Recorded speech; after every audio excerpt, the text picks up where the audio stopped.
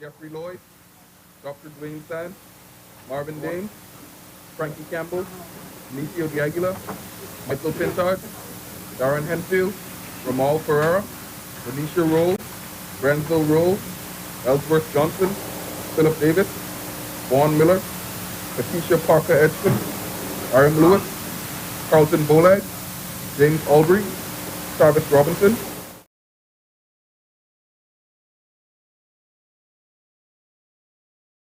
Mark Hume, Michael Cook, Miriam Refley Manuel, Reed Shipman, Ruben Ramming, Ricky Mackey, Shannon Cartwright, Chanel Ferguson, Lennis Hannah Martin, Faisal Forbes, Chester Cooper. Morning again, honorable members. Introduction and swearing in of new members. Laying of documents by ministers. Statements and communications by ministers. Communications by the clerk. Messages from the Governor General. Messages from the Senate. Motions for leave of absence, leave to resign seat, and new writs. Presentation of petitions. Presentations of reports of committees. Adoption of reports of committees. First reading of bills. Second reading and committal of bills. Committee of the whole House. Third reading and passing of bills. Consideration of Senate amendments. Resolutions. The chair recognizes the honorable member for Kalani. Thank you very much, Mr. Speaker. Speaker, this morning is the usual morning for me, in that in spite of the time we left here, I was up at 4:30 this morning and on the road doing my usual exercise at 5 a.m. But what was even more usual for me, I called the Prime Minister of St. Lucia and explained to him the challenges that we had and what they faced. And we spoke and from time to time would advise each other. I also would call the Prime Minister of Barbados, Mia Motley, and again we would consult and collaborate, communicate with each other as to the way forward and how to deal with this pandemic. But what that demonstrates, Mr. Speaker, is what the pandemic is doing is bringing nations together. It's bringing nations together, and prime ministers can speak regularly and consult each other and advise each other. And I would hope that that does the same thing here in the Bahamas. Bring leaders, government and opposition together, recognizing that this pandemic is here and we must fight that with one voice and as one body.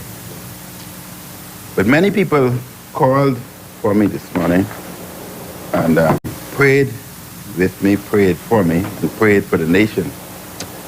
But, Mr. Speaker, with respect to the pandemic bringing nations and people together, I too want to demonstrate the camaraderie and the direction we as government is taking.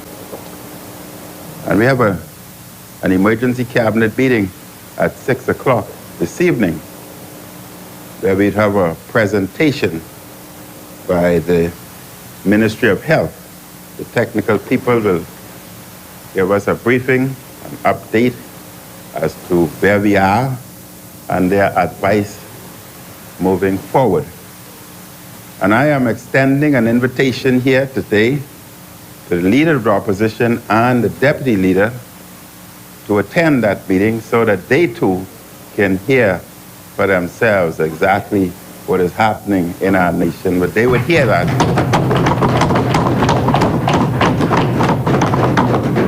But they would hear that from the technical people. So this is beyond politics, Mr. Speaker.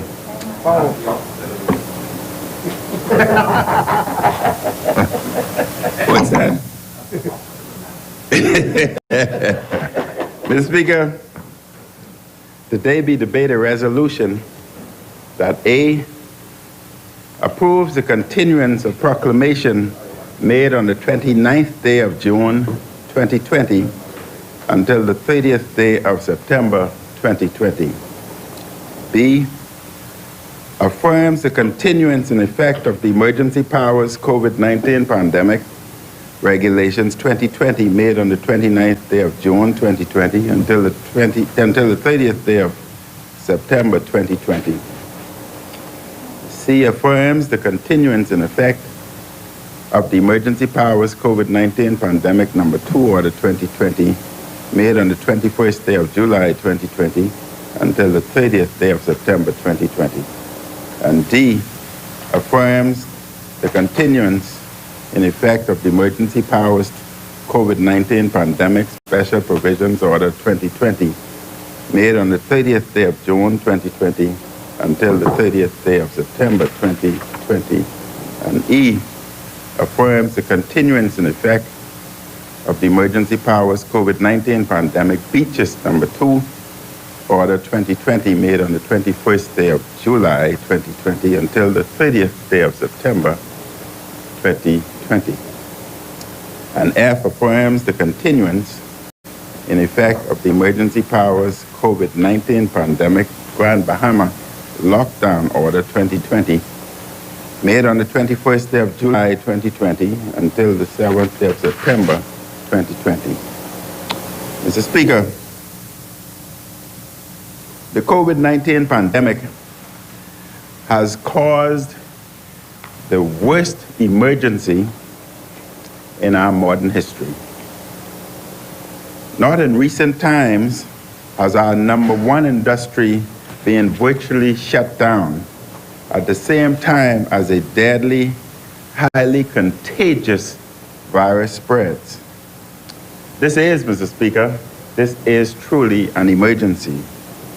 And anyone who suggests otherwise is delusional. The emergency has lasted months. It will last many more months until a vaccine is created. And Mr. Speaker, I feel personally convicted, my personal opinion and belief, that a vaccine will be produced very shortly. And therefore, we must hold the rein until that happens. We are extending the period of the emergency orders for a 2-month period so that we are able to act quickly and decisively when necessary. A new and better norm will not emerge until there is a vaccine. And while there appears to be promising developments for a vaccine, we do not know when such a vaccine will be available, nor the degree of its effectiveness or efficacy. But as I've said, Mr. Speaker, I have a conviction and a belief that that vaccine will be coming sooner than many of us may expect. Countries around the world are fighting the same battle. We are all trying to balance opening up with health and safety concerns. There must be some opening up to allow commercial activity. And this commercial activity is essential so that necessary goods and services are available. People need food to eat, medicine to stay healthy, gas for their vehicles. People also need work so that they can pay their bills and take care of their families. And our main industry is tourism. It fuels our economic engine across our archipelago. Being near completely without international tourism dramatically diminishes our way of life. And Mr. Speaker, the Bahamas is in the group of countries that performed well during the pandemic's first wave.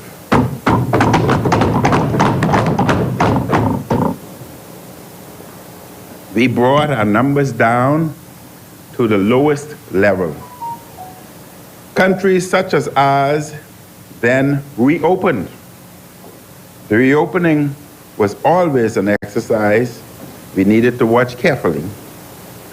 The pandemic was still going on.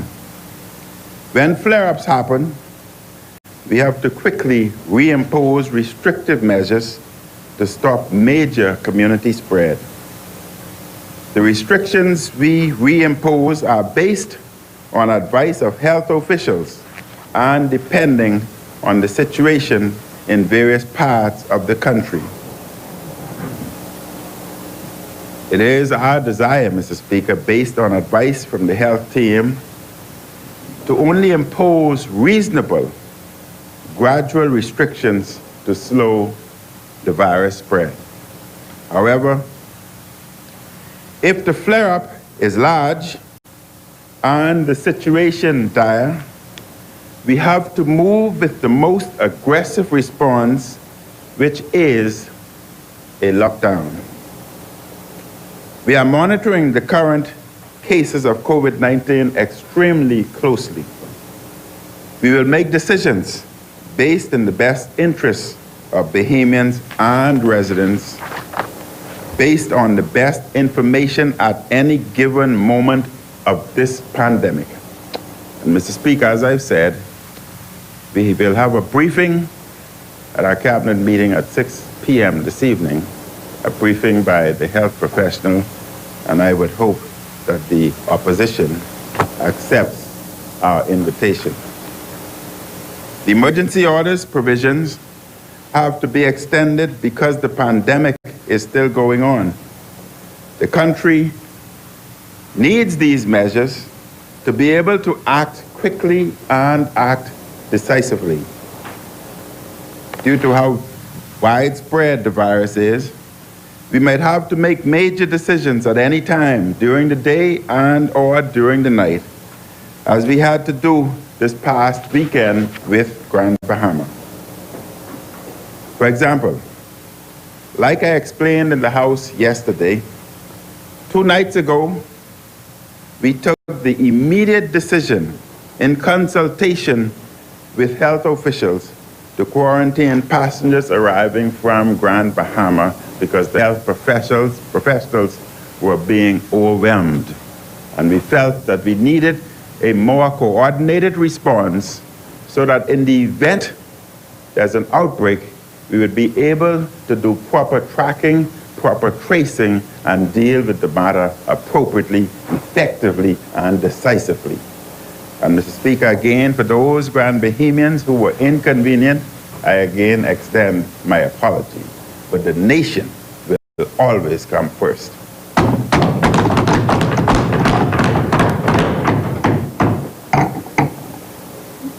There was concern that high numbers of persons were leaving Grand Bahama, which had already been designated a hotspot prior to the announcement of the lockdown.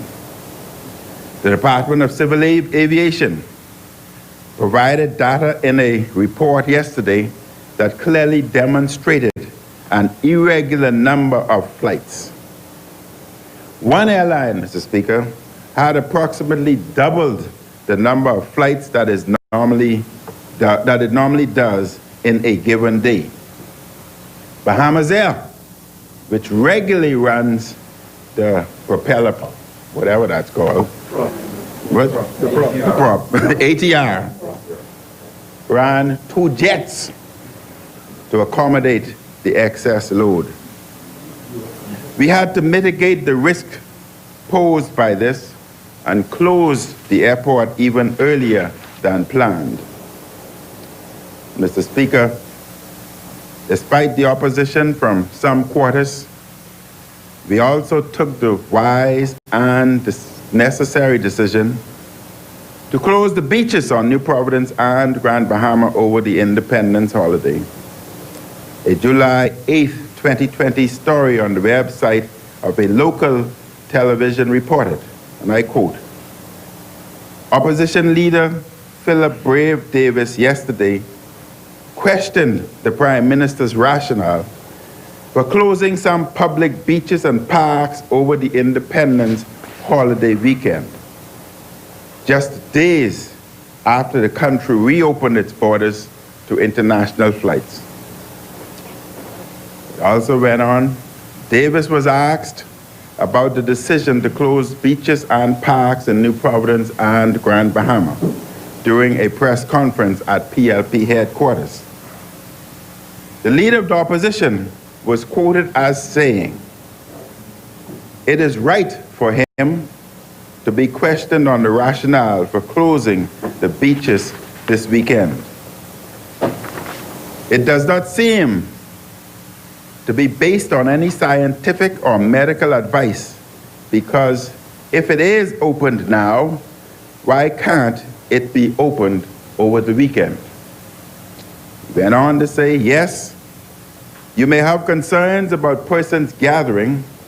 I would have thought the answer to that would be just to ensure that the beaches are policed efficiently and to ensure that the protocols established for stopping the spread would be adhered to. Social distancing on the beaches and only cluster families with a limited amount of families.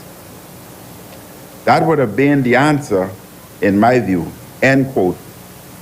That was from the leader of the opposition. I don't know if he ever went on the beach, Mr. Speaker, but it's very difficult to stay apart on the beach. And I'm sure at one point in time in his life, he, like me, were young. We're not now, but we at one point was young, and we can reminisce and go back into the past and understand what happens on the beach. I believe that his answer, Mr. Speaker, his view and his advice on beach closures over the Independence holiday was dead wrong, especially given that what we soon experienced in terms of the surge of cases. Our decision was based on scientific and medical advice. This danger is around us. Together with the government, our health professionals are identifying where the greatest risk lay, and we are seeking to take protective measures to mitigate that risk. I relied upon that advice, and yet again, our professionals have been proven correct. The leader of the opposition has pondered repeatedly during the COVID-19 pandemic. He has been wrong over and over again. It is amazing, Mr. Speaker, that he never seems to get tired of getting it wrong. Many Bahamians have told me that they are relieved that he is not Prime Minister during this time. And I once again repeat, he would have been a terrible disaster during this pandemic. Mr. Speaker,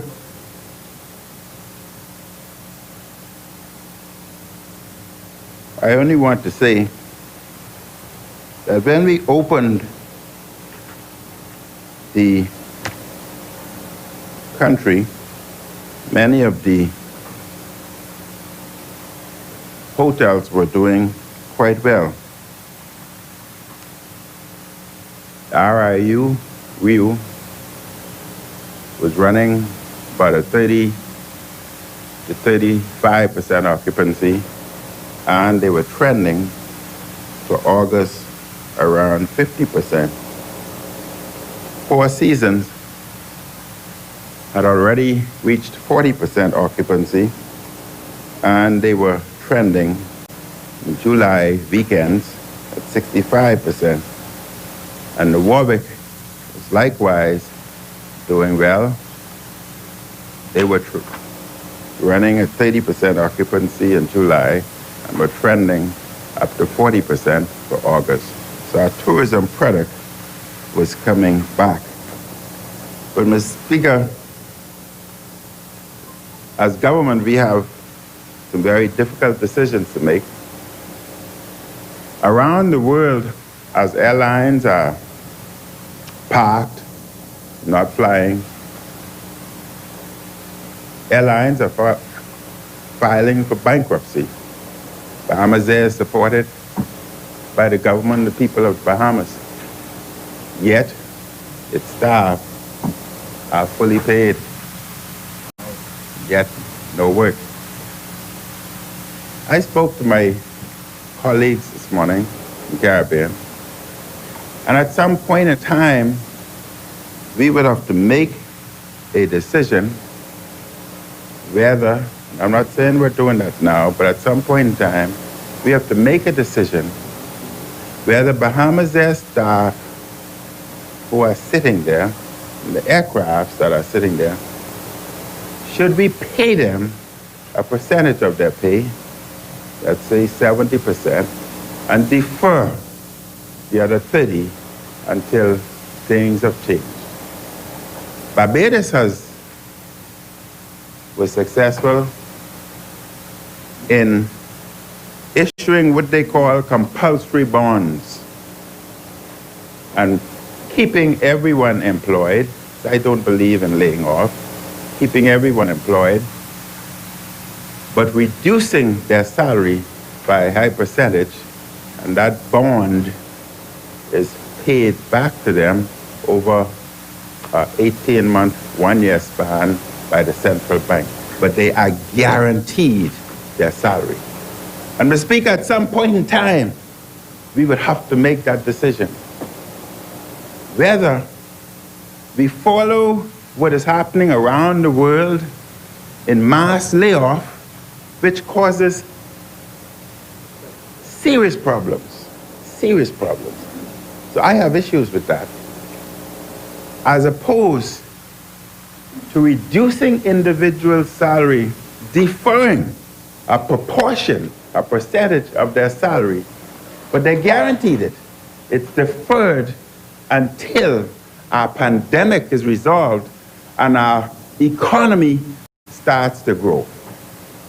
That's something we'd have to think about, Mr. Speaker, and it's a difficult decision. But I've always said the nation must always come first. Politicians would be afraid to make such decisions because of possible outcome. But sometimes, Mr. Speaker, as politicians, we must make difficult decisions in the interest of the nation, or we all drown. But at least give us an opportunity, give the nation an opportunity, the future generation an opportunity to swim and become best swimmers of the world. The emergency orders, Mr. Speaker, allow us to make decisions to keep Bahamians and residents safe. There are those who are offering certain empty commentary about this or that aspect of the crisis. And Mr. Speaker, I am reminded by my colleagues that should we make such a decision in terms of deferring a percentage of individuals' salary, that they are all prepared to defer a portion of theirs also in the interest of the country. But Mr. Speaker, there are those who are offering certain empty commentary about this or that aspect of the crisis. This is not an abstract philosophical crisis. This is a life and death matter here and now. As your government, every day we discuss matters regarding the health and safety of Bahamians. And I take these discussions very seriously. I take the decisions we make very seriously.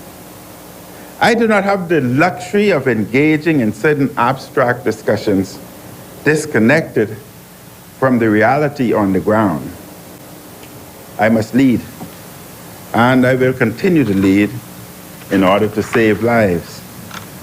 As we move through the various phases of this pandemic, Bahamians should be prepared to stop and start. This is a situation the whole world faces. In our Bahamas, We must work as a team during this marathon. Each of us can do something to help. And I keep reminding Bahamians to wear their mask. I keep reminding Bahamians to keep physically distant, to wash or sanitize your hands regularly. When you do not have to be out, stay home. Do not go to large gatherings. Doing these things as a community, Mr. Speaker, slows the spread of the virus long term. We must think long term because the virus will be around for some time until the vaccine is developed.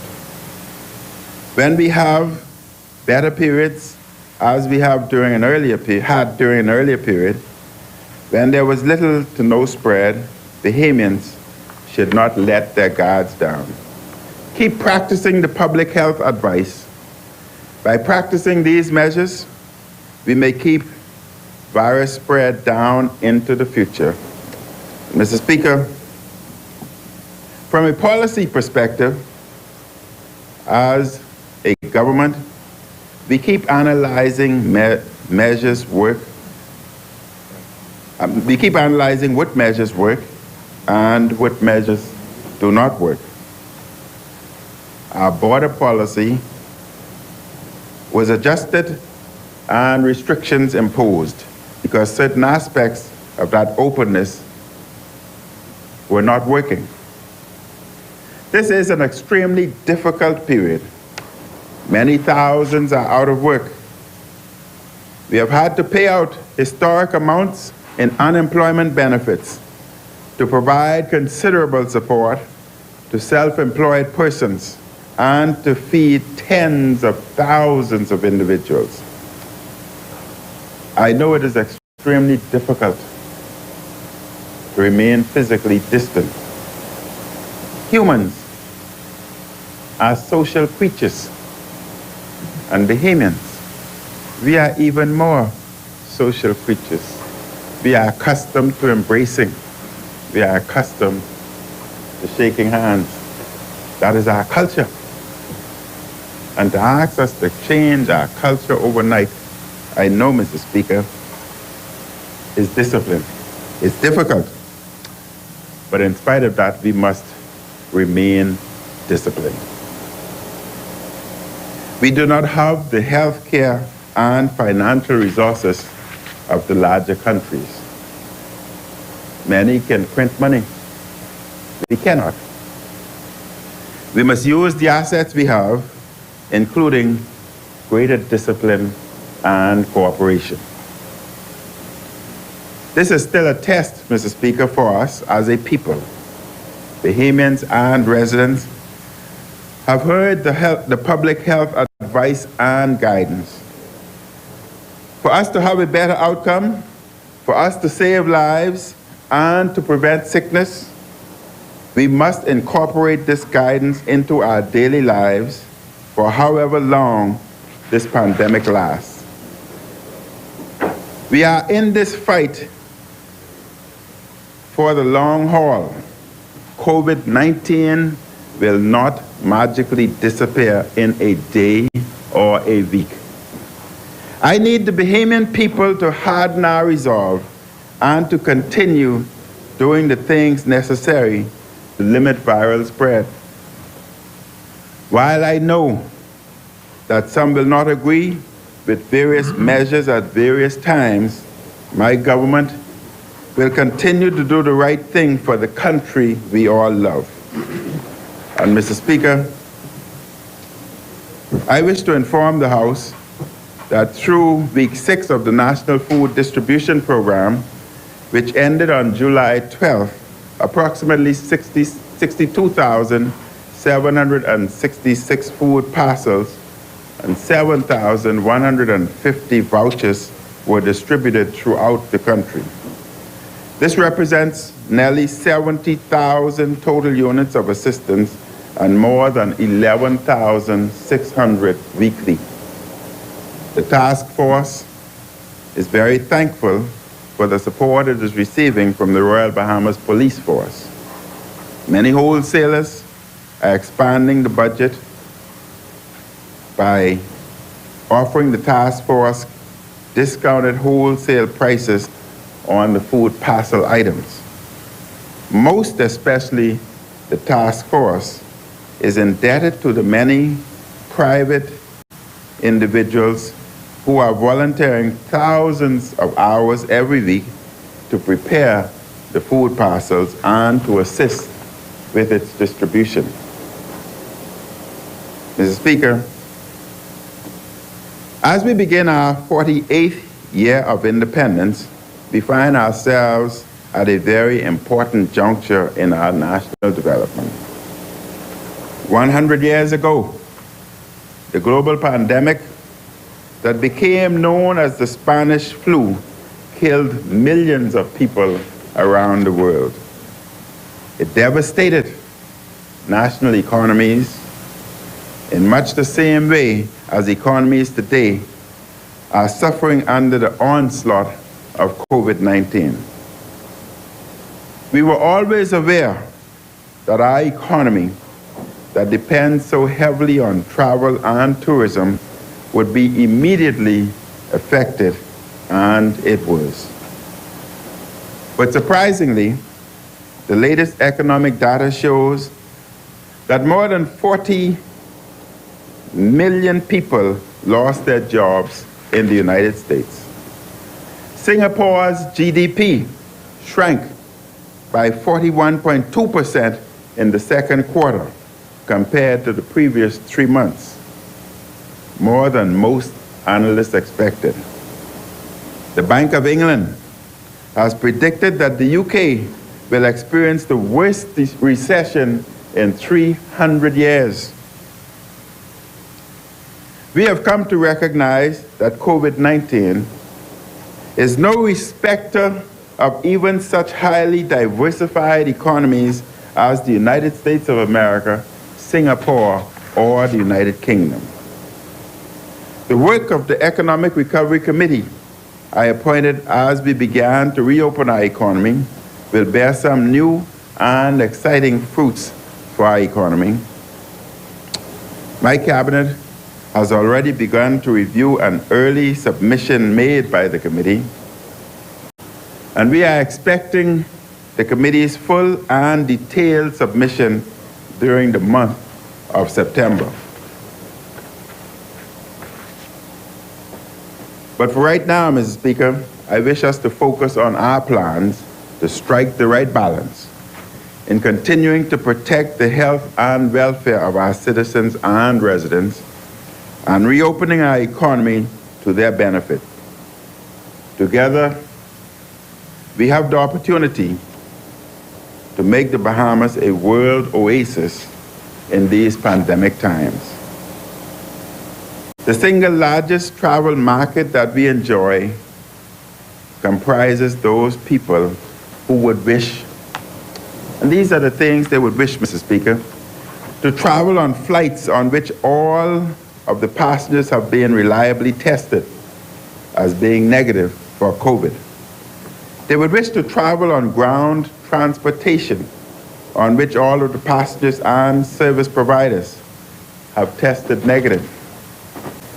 They would wish to stay at places at which all of the fellow visitors and service providers have been similarly tested and certified. And they would wish to take tours that adheres to the same criteria.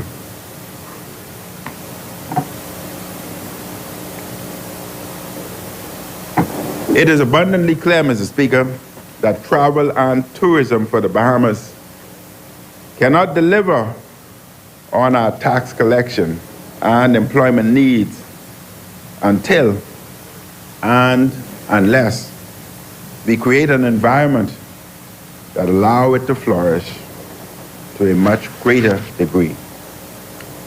Our lockdowns, our curfews, and our other measures to minimize the impact of COVID-19 on the Commonwealth of the Bahamas is for the sake of our health and for the sake of making our Bahamas a country with a low level of COVID-19. We have already been praised by media around the world for our handling of the coronavirus thus far. If we can better maintain our global reputation for such management, we may be able to establish the Bahamas as an oasis in the midst of this global pandemic.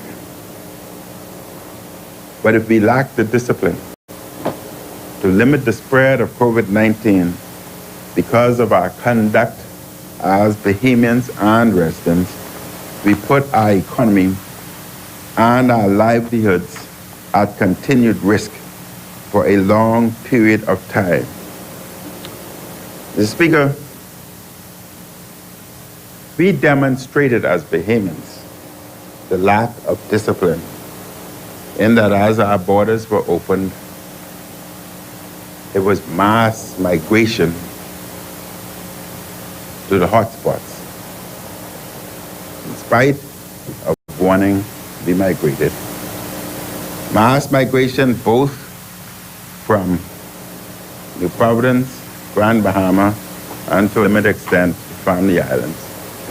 The case that we would have heard of Inagua, that was Inagua's residents who left Inagua, went to Florida,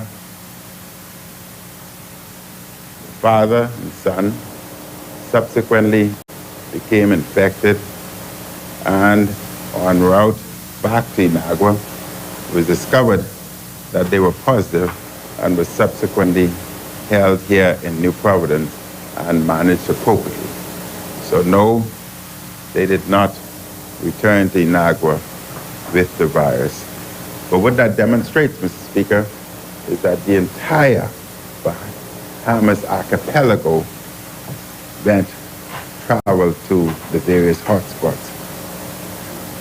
And what our statistical analysis have demonstrated thus far, and everything is still being analyzed, out of just 56 of individuals who were infected, and this can go up, analysis is ongoing, 40% were due to travel, Bahamians traveling to the various hotspots. But we expect that number to increase dramatically as we complete the analysis. What that demonstrates, Mr. Speaker, I pointed out that the Warwick Ocean Club RIU were doing well. But what that demonstrates, had we made the firm decision to ensure and stop or prevent Bahamians from traveling, we would have been in a better position. But to make such decision would have been considered unconstitutional. I would have been accused, and the government would have been accused of being the most dictatorial government. We would have been accused, and I would have been accused, of an abuse of power. But power is only abused when used unnecessarily.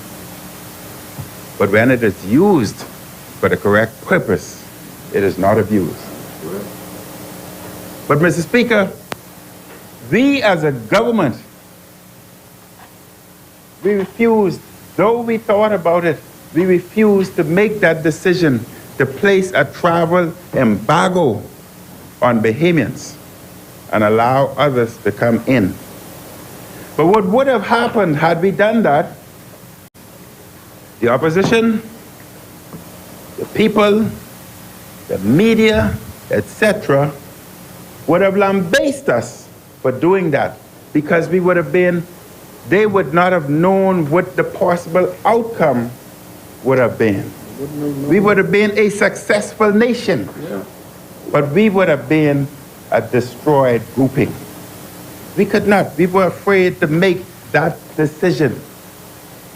We were already being threatened by the opposition, members of the opposition, to be taken to court on constitutional violation.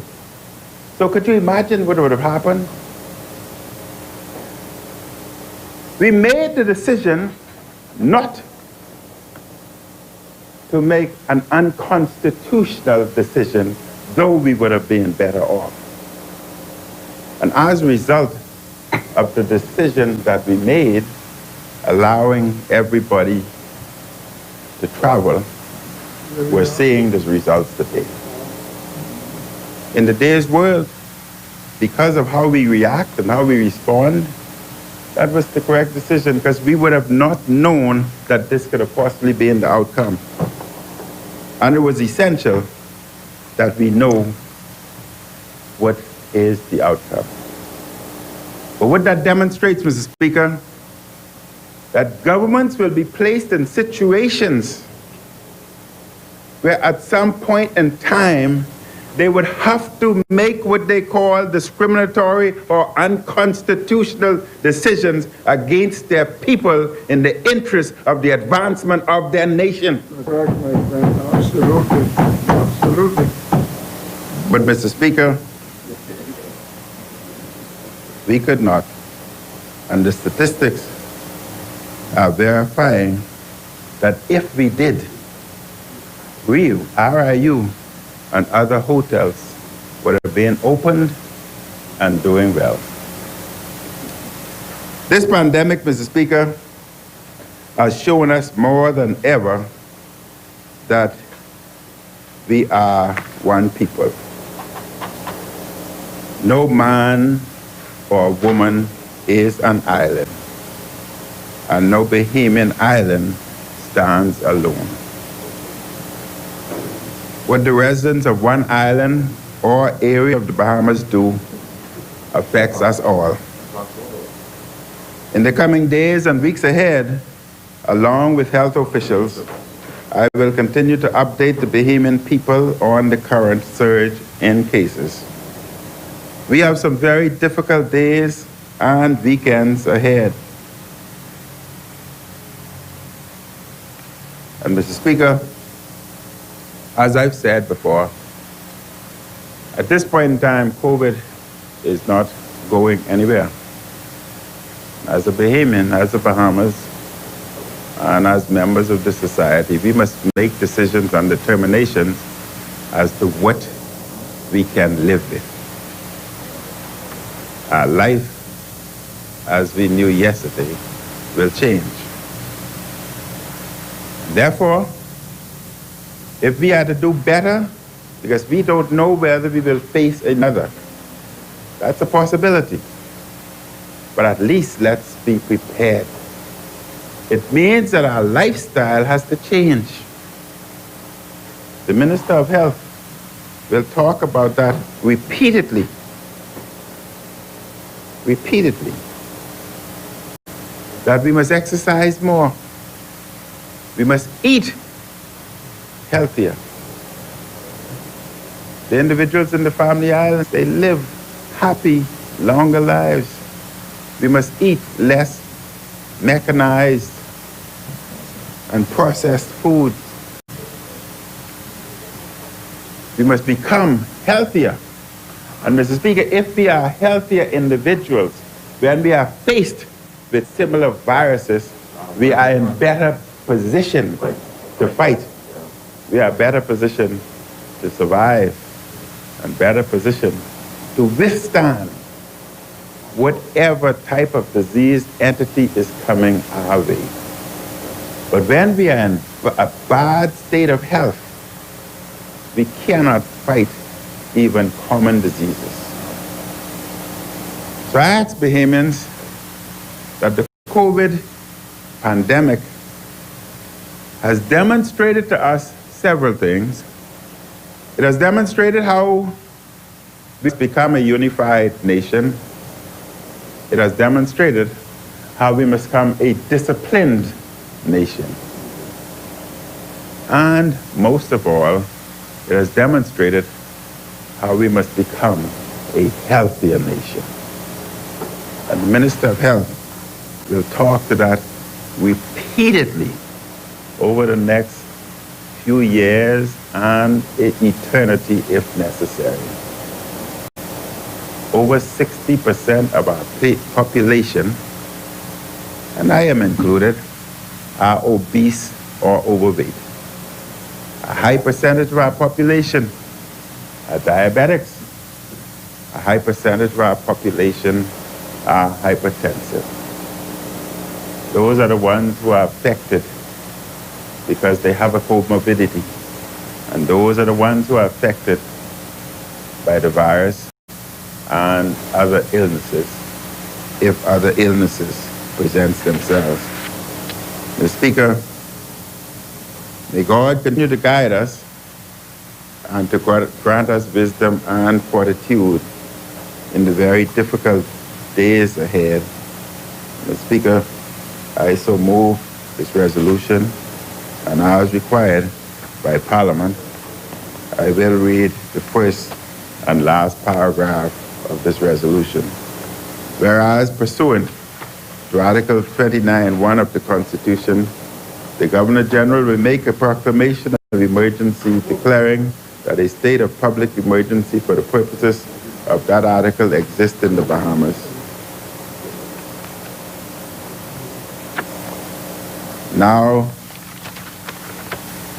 therefore, be it resolved that this House A, approve the continuance of proclamation made on the 29th day of June 2020 until the 30th day of September 2020.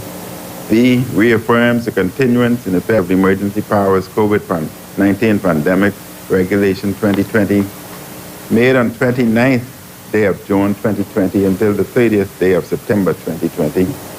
C, affirms the continuance in effect of the emergency powers COVID-19 pandemic number 2 order 2020 made on the 22nd day of July 2020 until the 30th day of September 2020. Affirms the continuance in effect of the emergency powers COVID-19 pandemic special provisions order 2020 made on the 30th day of June 2020 until the 30th day of September 2020. Affirms the continuance in effect of the emergency powers COVID-19 pandemic beaches number 2 order 2020 made on the 22nd day of July 2020 until the 30th day of September 2020. And affirms the continuance in effect of the emergency powers COVID-19 pandemic Grand Bahama lockdown order 2020 made on the 22nd day of July 2020 until the 27th day of September 2020. I so move, Mr. Speaker. Thank you, Honourable Member. Chair seconder. The chair recognizes the Honourable Member for Bamboo Town. Just a moment, Bamboo Town. The chair recognizes the Honourable Member for Tall Pines. Speaker, I'm not trying to preempt a member for Bamboo Town, but just if the chair would permit this discretion. Honourable Prime Minister, just clarification before it's seconded. Mr. Prime Minister, you pointed that the government may make, I'm just trying for clarification before it's seconded, that the government may have to make unconstitutional moves. I just wanted clarification because I just wanted to be clarified that because I think you, thank you. No. I just wanted before it's seconded. No. I just wanted, Mr. Speaker, I'm happy the Prime Minister can clear it. Do not go on record saying that I said government may make or government may make or will make unconstitutional decisions.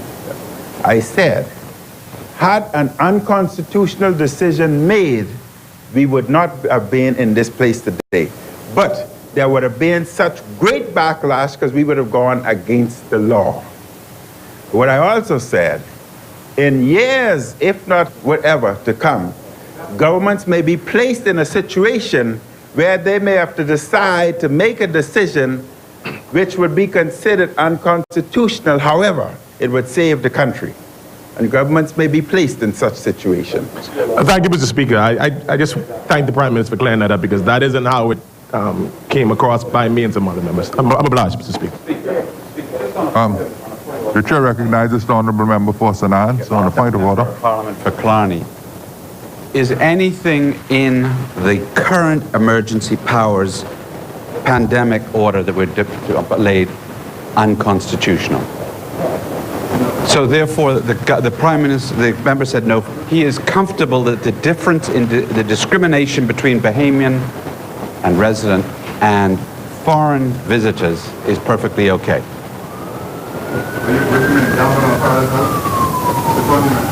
The chair recognizes the honourable member for Killarney. I would have to be advised by my Attorney General, but had we made such a decision, the data today would suggest the Bahamas would have been, but nobody constitutionally would make an unconstitutional decision. It would be very difficult.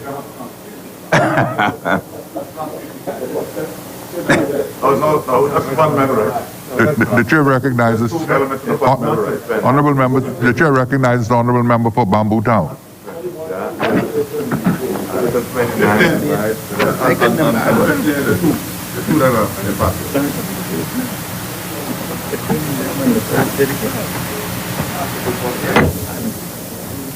Thank you, Mr. Speaker.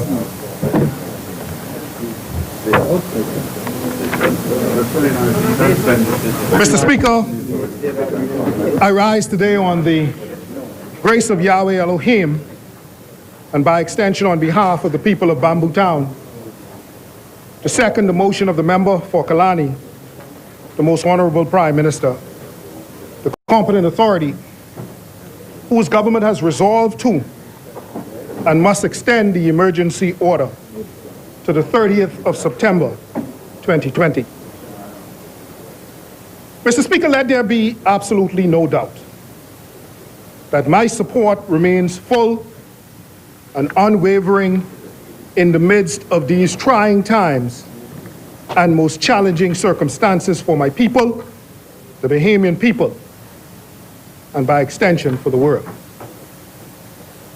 But Mr. Speaker, before I go to the substance of my contribution to this debate, I must thank my leader for yet again reposing confidence in me, permitting me to serve as Minister of Health in such a difficult and trying time as these. You know, Mr. Speaker, from day one, I said in the Honorable House that I believe that the Lord of Life has called this government to the kingdom for such a time as this. And you know, Mr. Speaker, now I know that the good Lord has indeed called this administration to the kingdom for such a time as this. Having transitioned, Mr. Speaker, I thank the Permanent Secretary of the Ministry of Transport and Local Government, the executive management team, and all staff within that portfolio for assisting my efforts there. And I wish them and the new minister every success. Mr. Speaker, I look forward to working with the health team and fostering synergy to unearth solutions to the myriad of challenges to the health of our nation. Mr. Speaker, the last 3 days have been laden with challenges, but the team has demonstrated, as they have throughout this pandemic, that they possess the knowledge, technical skills, coherence, and cohesion required to get our Bahamas through this time, Mr. Speaker. Mr. Speaker, we fight an unseen enemy, but the onslaught is tangible. Around the world, we see the devastation wreaked by this novel coronavirus, COVID-19. Here at home, one only needs to follow the COVID-19 dashboard to draw the conclusion that we are a nation on the verge of being under siege. Look at our evolution in this COVID-19 pandemic. We recorded 104 cases from the 15th of March to the 7th of this month. In startling contrast, from the 8th of July to yesterday, the 22nd of July, we confirmed 114 cases of COVID-19. Mr. Speaker, let me put it another way. During the 4 months of our borders, while they were closed, only 104 COVID-19 cases were confirmed. In the 2-week period since the opening of the borders, the number of positive cases have more than doubled. As of last evening, we have 115 active cases, and 13 of whom are hospitalized. Actually, Mr. Speaker, that figure is now 14. It shows you the fluidity of the situation, because upward to this morning, 9 o'clock, it was 13. To date, we have carried out 3,759 tests for COVID-19 in country. Mr. Speaker, our cases are distributed among the following islands: Grand Bahama 73, New Providence 32, Bimini 4, Berry Islands 4, and Cat Island 2. We are aware of other cases which will be included in our official numbers today as a part of our COVID-19 data and dashboard. In summary, the majority of our new cases are directly or indirectly as a result of Bahamians and residents' international travel. Mr. Speaker, these are the indicators that provide the basis for decision of the competent authority to extend the emergency order to September 30th. Mr. Speaker, well ahead of this pandemic, the human infrastructure and technological foundations of our healthcare systems have been challenged. As a result of these challenges, we continue to be deeply concerned about the level of a surge and the consequences thereof on the well-being of the Bahamian people. This is not an easy situation for any of us. But, Mr. Speaker, I do believe and know we shall overcome. I want to say it again to the folks so that they understand, Mr. Speaker, that in the midst of this miscreant, we in this country will manage it, and we shall overcome.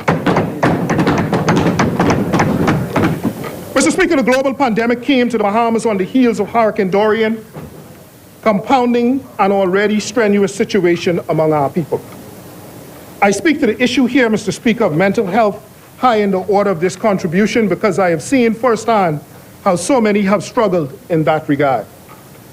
But, Mr. Speaker, I'm reminded of what the Apostle Paul said in 2 Corinthians 4:8, that though we are pressed on every side, though we are but crushed, we are not troubled, for we are not in despair, for we know that the Lord will revive us.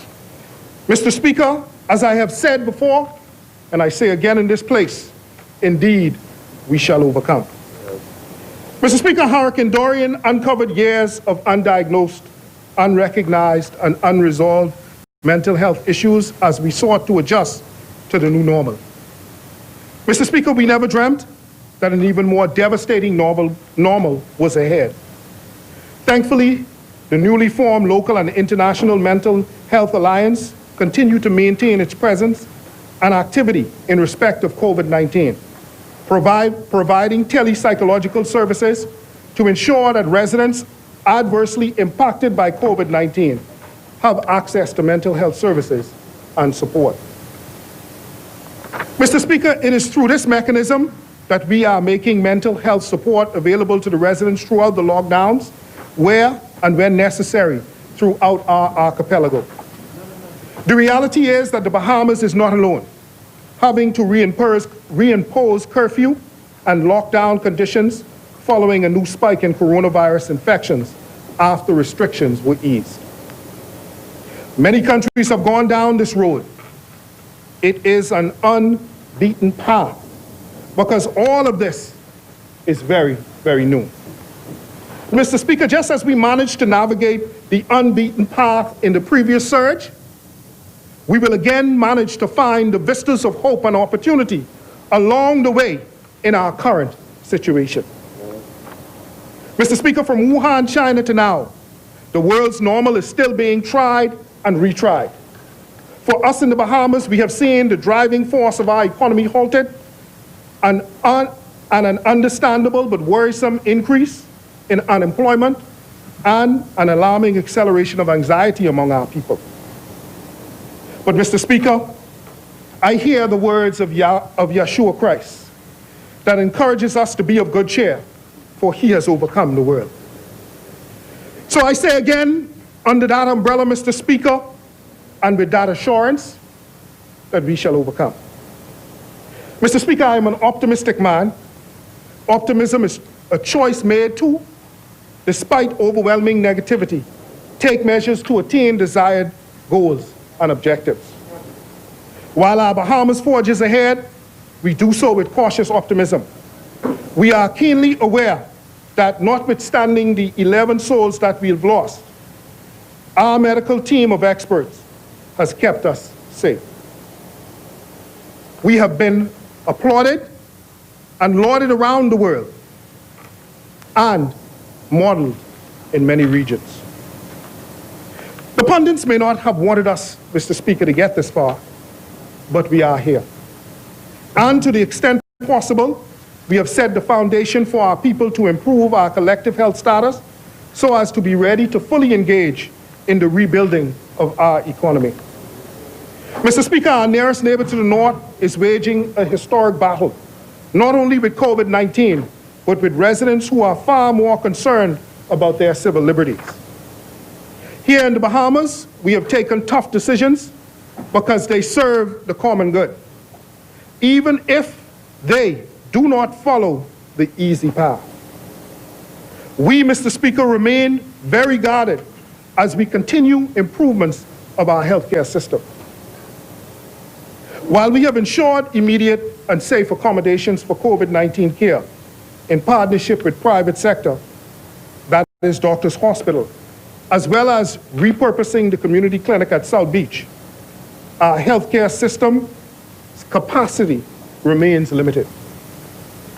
Mr. Speaker, we have accelerated our efforts to shore up our healthcare system to deal with this and other crises we may face, renovating the medical infrastructure in New Providence and Grand Bahama particularly. Mr. Speaker, while detractors seek to distract, I am happy to report that the Emergency Operations Center of my ministry has been on task every day since the beginning of this crisis. They met daily to anticipate and act to mitigate against another surge. This resurgence was predicted by many experts, and sadly, we see the results of those predictions with the infections raging in Florida and other parts of the United States. Mr. Speaker, as I mentioned previously, our response to this pandemic has been proactive and exemplary. Real-time information and the best public health advice, complemented by undaunting leadership, have been keys to our current and will be keys to our continued success. Mr. Speaker, we have had the general cooperation of our constituents thus far, and we look forward to that continuing. We thank them because without that cooperation, we would have lost many more lives. So I renew the call to patriotism, the love of country, and to the love of our neighbors. There's another side to this pandemic, Mr. Speaker, and I want as many of us possible to make it there to that other side. Our health team, Mr. Speaker, needs us to once again be patient and cooperative to save the lives of our loved ones. Mr. Speaker, you know my 79-year-old aunt, my father's sister, and my 37-year-old cousin, her daughter, are among the COVID-19 numbers. Mr. Speaker, our foot soldiers, the doctors, nurses, and other healthcare workers on the front line, our national security branches, and other essential workers, all of them have worked hard thus far to protect our borders, contain infections, and save lives. Mr. Speaker, we are so very proud of and grateful for our frontline workers. I applaud them, and in military terms, I thank them for standing on the wall. Going to work during these COVID-19 pandemic has placed them under unprecedented pressure, putting their physical, mental, and social well-being at risk. We acknowledge that the exposure to excessive stress can have many harmful consequences on the emotional and mental well-being of frontline workers. Mr. Speaker, I go further and thank all of our healthcare workers across the archipelago.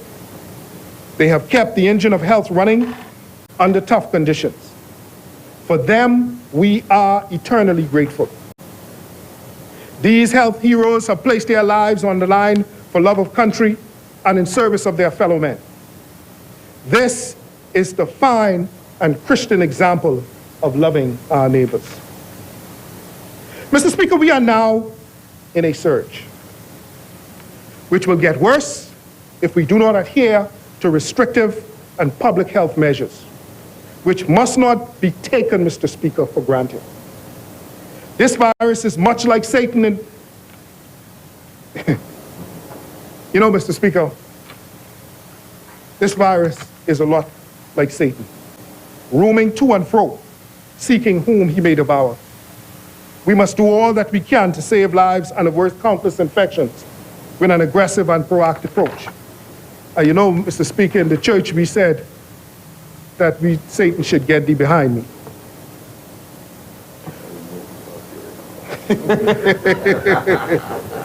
Mr. Speaker, the testimony of our leadership in COVID-19 has been articulated within the Caribbean and around the world.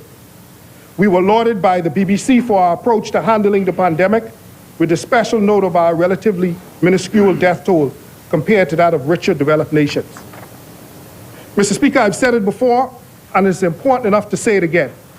Our decisions for and on behalf of the Bahamian people are not arbitrary nor unweighted. Our constituents' safety, well-being, welfare are primary considerations for public health and for our economy. Mr. Speaker, we will continue to effectively respond to this enemy COVID-19 by promoting public health and safety, encouraging community participation and social mobilization, and inspiring hope. While our numbers in terms of infections, Mr. Speaker, are concerning, we have yet launched an offensive based in science and on medical evidence. It is absolutely necessary for us to keep our national goals and vision front and center as we continue on this journey. Mr. Speaker, I am no doctor, but as an engineer, our major objective is always seeking sound solutions.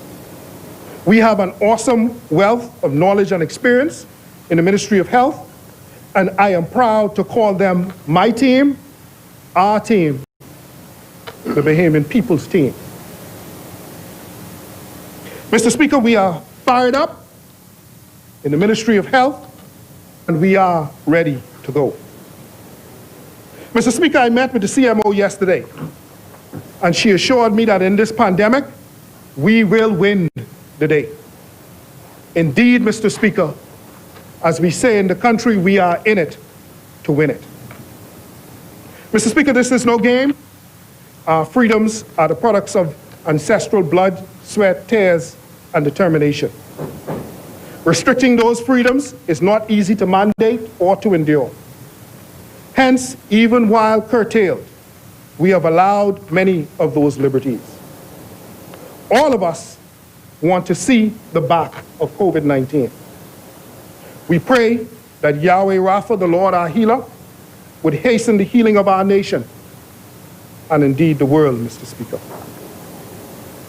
Mr. Speaker, we are in a new normal of COVID-19. We are now in a second surge. And, as we did previously, we must break the back of this menace. We must bend and flatten the curve through adhering to existing public health protocols that include physical distancing measures, minimizing person-to-person contact, wearing masks, washing our hands frequently, and ensuring that frequently touched surfaces are disinfected regularly. Mr. Speaker, as a government, we have had to employ restrictive measures across the Bahamas. We were enforced to reimpose those measures in Bimini, and now we have done so in Grand Bahama. The reality is that for other islands, Mr. Speaker, we may have to employ the same offensive measures for the greater good. Mr. Speaker, God is our guide. The scripture says a very present help in times of trouble. We press on with him as master of our vessel. For as one songwriter said, with Christ in the vessel, we can smile at the storm. Mr. Speaker, I second this resolution that supports our acts and expression of humanity. We, indeed, Mr. Speaker, are all called to be our brother's keeper. Based on the public's cooperation thus far, I am of the view that we have large consent to move ahead with our program, and Mr. Speaker, move ahead we must. Mr. Speaker, the Ministry of Health will continually keep the public abreast of the changing dynamics, as the Prime Minister has said, and the fluid situation related to COVID. In the meantime, I am pleased to second the motion of the member for Kalani, and in all things I give thanks to Yahweh Elohim. May he continue to bless the efforts of the Ministry of Health, the leadership of this country, the opposition, and may the Lord continue to bless and protect the people of the Commonwealth of the Bahamas. Thank you, Honorable Member. Honorable members, it has been moved and seconded that the following resolution be agreed. Whereas, pursuant to Article 29, subsection 1 of the Constitution, the Governor General may make a proclamation of emergency, declaring a state of emergency for the purposes of that article exists in the Bahamas. Now, therefore, be it resolved that House A approves the continuance of the proclamation made on the 29th day of June 2020 until the 30th day of September 2020. B, affirms the continuance in effect of the Emergency Powers COVID-19 Pandemic Regulation 2020 made on the 29th day of June 2020 until the 30th day of September 2020. And C, affirms the continuance in effect of the Emergency Powers COVID-19 Pandemic No. 2 Order 2020 made on the 30th day of June 2020 until the 30th day of September 2020. D, affirms the continuance in effect of the Emergency Powers COVID-19 Pandemic Special Provisions Order 2020 made on the 30th day of June 2020 until the 30th day of September 2020. E, affirms the continuance in effect of the Emergency Powers COVID-19 Pandemic Beaches No. 2 Order 2020 made on the 22nd day of July 2020 until the 30th day of September 2020. And F, affirms the continuance in effect of the Emergency Powers COVID-19 Pandemic Grand Bahama Lockdown Order 2020 made on the 22nd day of July 2020 until the 7th day of September 2020. As many, the chair recognizes the honorable member for Mangrove Key, South and Central Andros. Thank you, Mr. Speaker. Mr. Speaker, glad to stand here this morning, somewhat unexpectedly, to make a very brief contribution to this resolution on the Emergency Orders Act 2020 that is now proposed to be extended to the 30th day of September in the year 2020.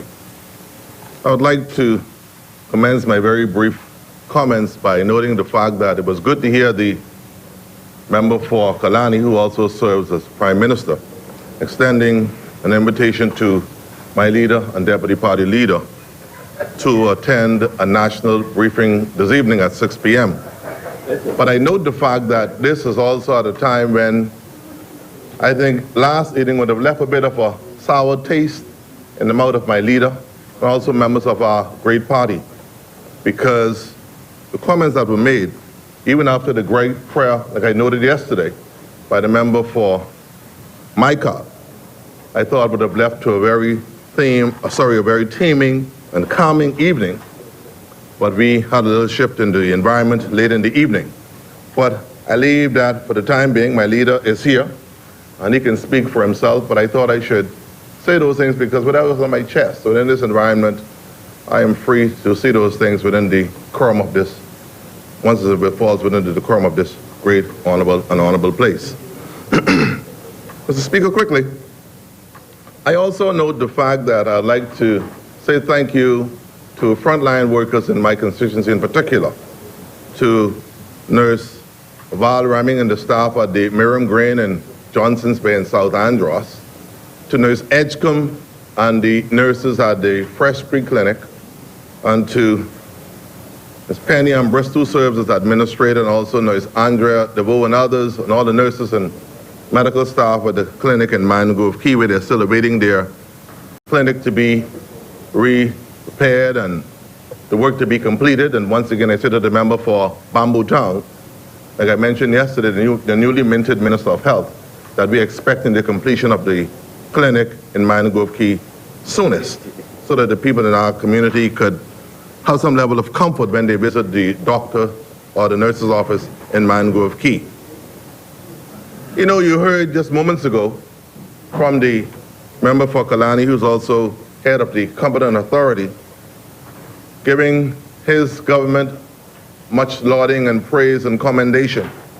But by the same token, with the good, you got to also accept the bad, or the bitter with the sweet, as we said in the Bahamian vernacular. The fact of the matter is, since the opening, there was strong levels of admonition by the leader of the opposition, the Honorable Philip Brave. And he noted the fact that the government must be careful in the reopening process of our borders. And he noted the fact that the press conference held in mid-June, that there was concerns coming, especially to the districts in the USA, especially Florida, just next door, and that Bahamians might be tempted to flock there, and also many would want us to travel to our beautiful Commonwealth. And lo and behold, here we are today, seeing a spike of over some 200% in the numbers of COVID infections in our beautiful Commonwealth. And we can't only blame these infections on Bahamians alone, because at the end of the day, we would have heard and gotten our reports also about visitors who are coming to our fair land, also virtually walking through our port of entry at LPIA with minimal testing. And also we've heard stories of these tests that were brought in that were unverified, and there was some level of corroboration as to whether some of them were even good in the first place, on the authenticity of some of these tests that were presented at our port here in New Providence. So, Mr. Speaker, there's enough blame to go around, but still at the end of the day, the government is praising itself for how it would have comported itself when, I note once again, my leader would have warned the government about the opening process, and protocols, in his view, were not in place for that opening at that time. So at the end of the day, let the record reflect the same.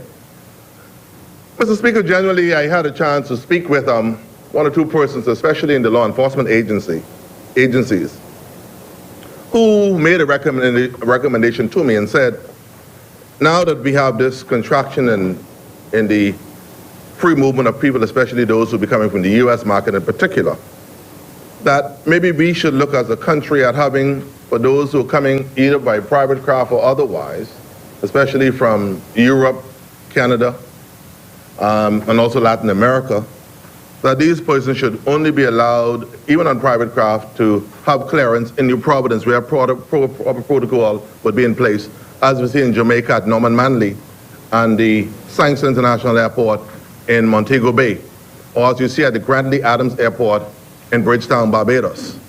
We in the Bahamas have got a whole plethora of international airports. And it stands to reason then that if someone can go into, for example, South Andros or the Congo Town, or at the airport in Governor's Harbor, or in Georgetown, or in the Abacos, for example, I think it's George Thompson Airport, I'm not sure if I got the name, Bethel or Thompson, Leonard A. Thompson Airport in Marsh Harbor, for example.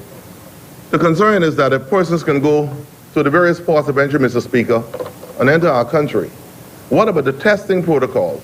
And to see whether these tests that are brought into our country, whether they are really authentic and they meet the standards that our healthcare workers in the Bahamas have been admonished to adhere to. And this is a very valid concern. And also, many other persons have also known the fact that we are a country that is, that persons get access from many different areas via water. And that those who come into the Bahamas, especially on sports crafts, since they are still allowed to come, should only be allowed to be certified or permitted to enter through Bimini, with the proper regulatory regime being in place, Grand Bahama, Freeport to be exact, or Port in New Providence that are so designated. These are persons who would have given me the advice, who were in that area. So I think the government needs to look at these suggestions, because at the end of the day, as we have now, I know they were talking with an agency who could do most of these pre-bookings for persons coming to the Bahamas, getting permits and licenses to traverse our waters. But I think at this time it's very frightening and persons are very concerned out there. So to look at anyone who's coming to the Bahamas once again, and I want to thank those who have made the suggestion to me, who come into the Bahamas, Mr. Speaker, by air, private craft, if they're not coming from North America, the U.S., should I say, would only be allowed on private craft. So that means once again the wealthy and the rich persons would be able to come, or those who can afford it would come on private crafts. And they should only be allowed to enter our country through New Providence, because Grand Bahama is now closed. Those who are coming via boats should only be allowed to enter through Bimini, with the proper protocols in place. Grand Bahama, that is now closed at this time, on New Providence. These are some suggestions that persons would have given to me, and I think it's worth the while for us to look at the various suggestions. Mr. Speaker, quickly, I note the fact that we now have some 115 active cases, and 14 individuals are now hospitalized in our country. It's a very frightening moment today for us in the Family Islands. As I mentioned earlier, why I note that fact, that the bone fishing season has been still going along slowly in our Family Islands. Lodges and resorts and Airbnb are still opened for the most part, especially in the eastern portion of New Providence and in our Family Islands. And I'm asking our people in the Family Islands, Southern Shores, to be minded, be watchful, and to be careful who coming into your space. And report all go-fast or any kinds of boats, Bahamians or not, cousins or family or not, who come into your Family Island community. You know, we have an attitude sometimes, this is only my cousin and they coming home. Any boats that come across the ocean, the tongue of the ocean, to go to Andros, report that boat, family or friend or not. You know, any boat coming to Lutra, or they just coming to get away for the day, stop them people and report it and call the police. We've got to be careful among ourselves. And I'm asking Bahamians today not to take this as a lighthearted concern for the wider expanse of our people. COVID-19 is real, it's frightening, and we admonish you to continue to wear your masks, to wash your hands and to sanitize frequently, drink some water, and drink plenty coconut water. And I'm asking the law enforcement agencies, and I see a senior man standing at the door, don't lock up all the coconut water, fellas, please. You know, and the coconut water is good for you, I've been told by a medical doctor, no longer than yesterday. And Michael agrees that coconut water is good for the lung. And at this time, since you're asking us to drink water at least every half hour to keep the systems flush, let the water fellas, the coconut water on the road, let him sell us water. And, well, I would bring us some coconut water from Andros and make sure that everything is in good decency and order. We must remember the fact that the lights are still out in some of our Family Island communities on these airstrips. At this time, it is a major concern during this COVID fight, because we could have, as the Minister of Health noted earlier, Mr. Speaker, that we could hear increased numbers maybe as early as later on this afternoon or this evening when they meet at 6 p.m.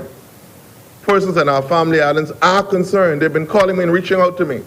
So I'm saying then we must make sure that these lights are working, and I once again reiterate the fact that there must be other areas for persons to get to New Providence except for coming only directly on planes that are authorized or sent directly by the Ministry of Health.